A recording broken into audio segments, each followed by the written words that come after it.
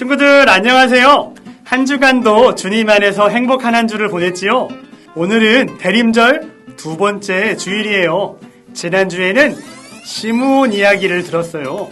시므온은 죽기 전에 예수님께서 구원자로 이 땅에 오실 거라는 하나님의 말씀을 들었어요. 오늘 말씀에도 시므온처럼 구원자를 보내주시겠다는 하나님의 말씀을 들은 사람이 나와요. 바로 마리아예요. 누가 마리아에게 구원자에 대한 이야기를 들려주었을까요? 우리 말씀 속으로 들어가 볼까요? 은혜를 받은 사람아, 평안하여라. 주께서 너와 함께 하신다. 무서워하지 말라. 너는 하나님의 은혜를 입었다. 내가 잉태하여 아들을 낳으리니 그 이름을 예수라 하라. 그는 지극히 높으신 이의 아들이라 불릴 것이다. 하나님께서 그 조상 다윗의 왕위를 그에게 주실 것이다. 그는 영원히 이스라엘을 다스리고 그의 나라는 끝이 없을 것이다. 정말 이해할 수 없어. 아직 결혼도 하지 않았는데 아이를 갖게 된다니, 이게 무슨 말일까? 너무너무 놀랍기도 하고 두려워.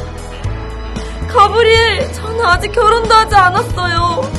어떻게 이런 일이 일어날 수 있나요? 성령님이 내게 임하시고 지극히 높으신 이의 능력이 너를 감싸주실 것이다. 그러므로 태어날 거룩한 아기는 하나님의 아들이라 불릴 것이다. 하나님께는 불가능한 일이 없단다.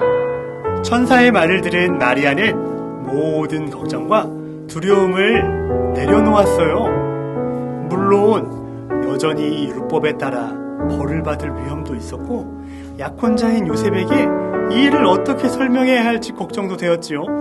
하지만 마리아는 가브리엘이 전한 하나님께서 너와 함께 하신다, 가장 높으신 분의 능력이 너를 감싸주실 것이다 라는 하나님의 말씀을 믿었어요. 마리아는 하나님의 말씀에 순종하기로 결정했어요. 마리아는 어떻게 두려운 마음이 있는데도 하나님의 말씀에 순종할 수 있었을까요? 우리 다 같이 척척 박사님을 불러볼까요? 척척 박사님! 아동부 친구들 반가워요. 척척 박사입니다. 순종이란 말은 어떨 뜻일까요? 순종은 반대하지 않고 순순히 따른다는 뜻이에요. 마리아는 하나님의 말씀에 순종하는 과정에서 불안한 마음이 있었지요. 하지만 하나님의 일을 이루는 것이 더욱 중요하다고 생각했고 끝까지 하나님의 말씀에 따랐던 거예요. 마리아에게는 두려움을 이겨낼 특별한 능력이 있었던 것이 아니었어요. 마리아는 우리와 똑같이 연약하고 걱정이 많고 앞으로 닥칠 일이 두렵기도 한 평범한 사람이었어요. 그럼에도 마리아가 하나님께 순종할 수 있었던 것은 하나님의 말씀이 이루어질 것을 굳게 믿었던 거예요. 또 마리아는 기도하며 순종할 수 있었어요. 기도는 하나님의 마음과 뜻을 알아가는 과정입니다. 그리고 하나님의 뜻에 나를 맞추어가는 과정이지요.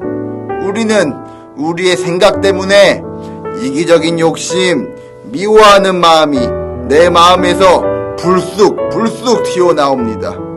그럴 때마다 우리는 하나님께 기도해야 해요.